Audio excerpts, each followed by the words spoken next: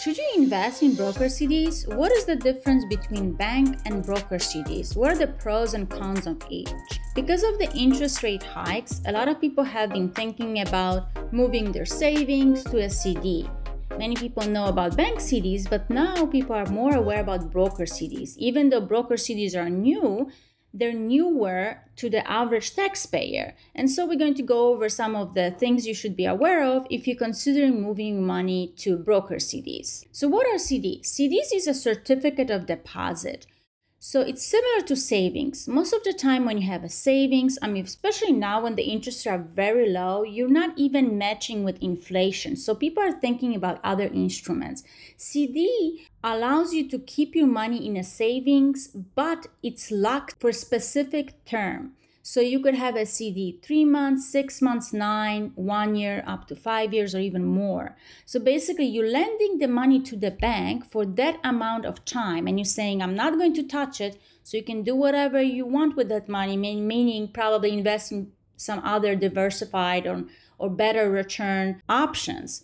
And so you're lending that amount of money to the bank. And in the past, most people knew about the bank CDs, but now people are more aware about broker CDs. So how are they different? If you go to a bank, let's say you have a Chase Bank, if you go and purchase a CD, that bank will offer you different CDs for different terms, maybe 3 months, 6, 9, 1 year, 2 years, but they're all from Chase. So if you go to your bank, you offer only the Chase CDs. Versus if you go to a broker, you can diversify because you'll be offered CDs from all kinds of banks. So let me show you an example on a Fidelity website of a broker, and here you have a lot of new issued CDs for different terms, and you have a list of, let's say, 106 right now from different banks, and there's all kinds of banks and very small banks I have never heard of, but you have an option to, let's say, purchase several of them. I can purchase a CD from Ali Bank and then First SB Bank and some other banks, so I can diversify my portfolio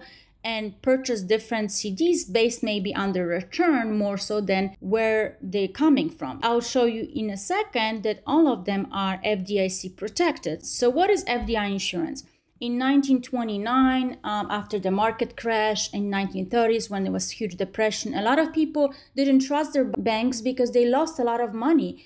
So there was no protection for their money. So in order to encourage people to save more money and put money in the banks, in 1933, Federal Deposit Insurance Corporation was created to basically offer a protections to people saying, if you put your money in a bank, even if the bank bankrupts, we will protect your money up to $250,000. Banks protect your investment up to $250,000, but you get that protection one per bank. So if you go to your bank, your money is protected up to $250,000 per ownership category. But if you go with a broker, each of the investments, so if you buy 3 CDs, let's say, each of them is protected up to $250,000 per institution. So you can see how it's a little bit better protection because you can spread your risk. Now, what is the minimum investment? The same for bank and broker CDs. Sometimes you have to invest at least $1,000, $10,000, $2,000, and sometimes there's no requirement. If you go to Investopedia, best CDs rates, there's a list of the best CD rates right now. And you can see that some of them require you to invest $1,000 or $2,500, and some don't require any minimum investment. Sometimes there are some CDs that might offer you much better rates, but you are locked out. You can't invest in them. You don't have $10,000 to put in a CD. So actually brokers do have this option, like Fidelity, for example, has these fractional CDs, meaning they purchase, let's say, $100,000 a CD or $10,000 or what have you, and they basically can divide it into smaller amounts and offer that interest rate for small amounts to their clients. So instead of you having to put all that, they have 10 clients purchasing fraction of that CD. However, when I did go on the Fidelity website, when I tried to search by fractional, right now, there was no option to get a fractional CD. Do you have to pay anything to purchase a CD? There is no fee to purchase CD. However, the difference between the bank CDs and broker CDs is when you want to take out money early. So let's say you purchase a 1-year CD, and then within 9 months you realize you need that money. You need that money for a purchase for, let's say, a house, a car, emergency, what have you, and you are tied down into this maturity that's in 1 year. So if you have the bank CD, there could be a penalty for early withdrawal. So the bank may charge you, depending on the maturity of your CD, they may charge you all the interest, so you'll not get any interest. So if you have a CD for 1 year and you took it, let's say at 90 days, you would lose 90 days of interest. So there could be that loss. In addition, if there were any cash bonuses for opening the CD, you would also lose them. So you have to read the specific information on your CD to find out, to make sure you understand how it works. Now, what about the broker CDs? So the broker CDs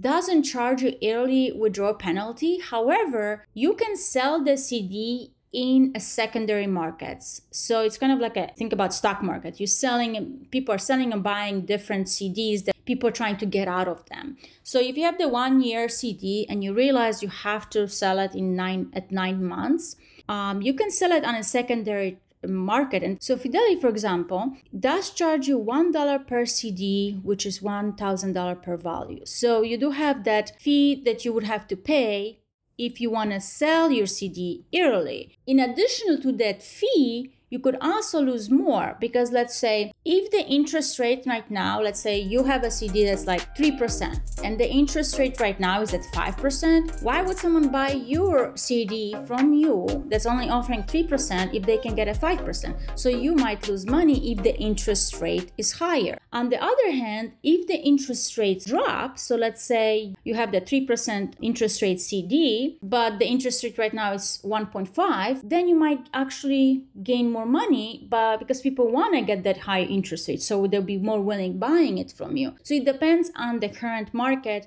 whether or not, in addition to the transaction fee, you could make money or lose money on the CD if you want to sell it before the maturity. Now, which CDs offer you better returns? So it looks like most of the bank ones are a little bit lower than the broker ones, and also the way the interest is calculated, it's also different. So let's look at the Investopedia best bank CDs. It has some interest here, and you can see, for example, the top national CD rates, and you can see the national averages are much smaller than some of the highest available. So you have to kind of do your research. Some banks might offer you really good returns on your investment, and you just have to do a little bit of research. So there's a huge variance between the average and the highest one. And here you can have some information on the best 3-month CDs, the terms, the rate, the minimum that's required in order to purchase the CD, and so on. And here's a bank CD calculator. So let's say you have a $10,000 and you want to invest in 3 months at 3%.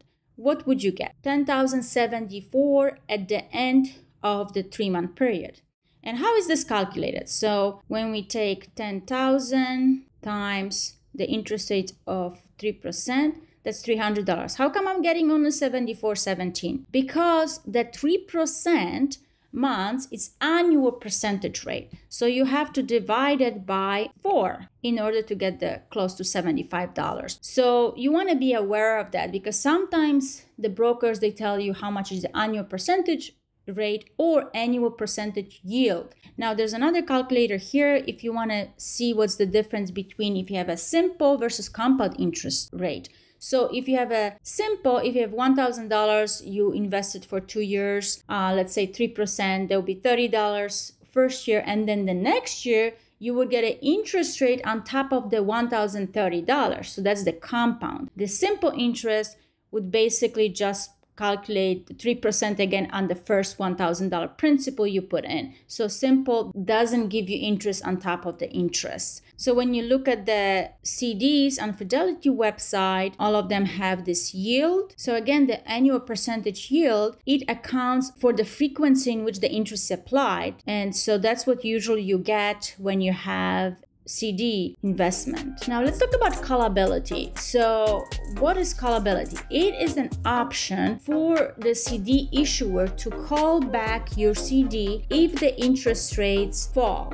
So let's say if they're offering you an interest rate of 5% and now the interest rate changed to 3%, but your CD is for like 5 years, they don't want to lose all that money paying you out because basically they're paying you the 5% and now the interests are 3%. So they call back the CD, give you back the principal, give you back the interest earned up to that point so they can issue new CDs at the lower rates. So a lot of these CDs on the broker websites are call protected. So you can see right here it's call protected. Yes, all of them are. Now another options that both bank and brokers offer is this auto enroll program. So for example, if you have a CD with a bank, let's say with Chase for 6 months, you can sign an agreement. You want to make sure you read that. Sometimes they have this option there that automatically will renew into a new CD. So at 6 month period, if you don't say, hey, I don't want to enroll in another CD, they might auto enroll you. On Fidelity website, they also have these letter options, which is basically rolling over your CDs into new CDs once it matures. Now, how are these CDs taxed? So they're taxed as regular income, not as capital gain. The CDs are not taxed as when you have